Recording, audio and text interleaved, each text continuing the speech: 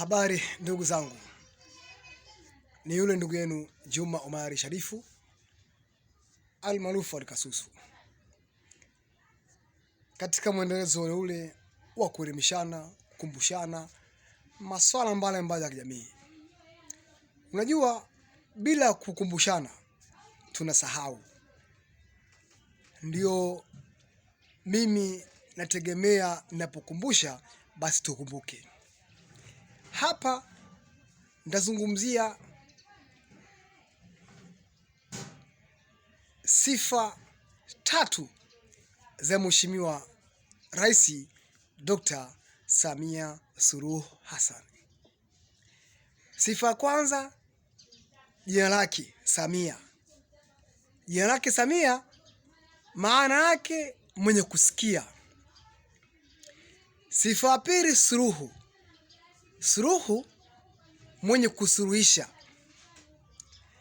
Lakini sifa ya tatu, Hassani mwenye kutenda mazuri. Haya majina ni matatu na sifa 3 za Mheshimiwa Dr. Samia Suluhu Hassan. Je, ulikuwa unafahamu wewe? Sasa tuchambue moja baada ya moja. Samia mwenye kusikia. Amesikia na anaendelea kusikia vilio vya wananchi, malalamiko ya wananchi. Ndiyo sababu iliyopelekea amtume waziri mkuu azunguke nchi nzima aende kutatua kero za wananchi. Na leo tumeshuhudia waziri mkuu Dr. Lameki Nchemba. Ni kweli Rais Dr. Samia Suluhu Hassan hakukosea kumteua kuwa waziri mkuu. Anatekeleza ilani ya chama na maelekezo Mheshimiwa Rais kuwasaidia wananchi wanyonge.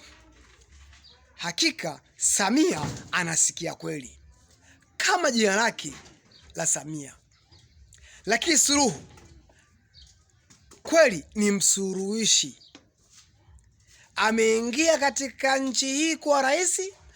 Ya kwanza akasema vyama vyote vya upinzani vifanye mikutano.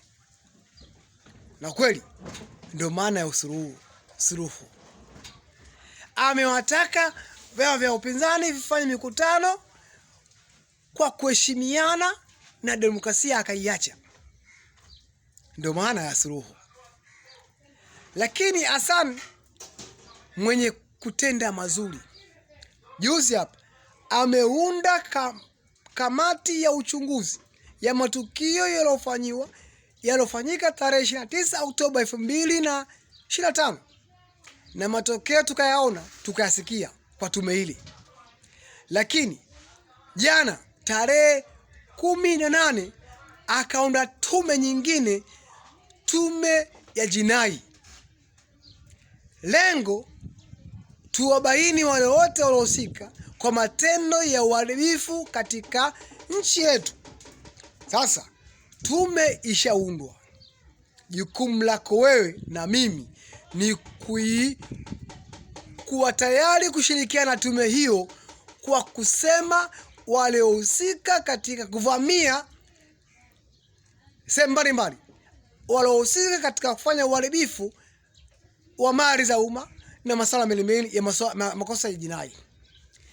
Leo nikisema pana nije hapa kuyasema sifa 3 kutokana na majina yake matatu ya Mheshimiwa Rais Samia mwenye kusikia, Suluhu mwenye kutoa suluhu, Hassan mwenye kutenda yaliyo mazuri. Asante. Sina mengi. Ni Juma Omari Sharifu. Usikose kunifuatilia wakati mwingine. Tunaelimishana, tunakumbushana katika masuala ya kijamii. Asante sana.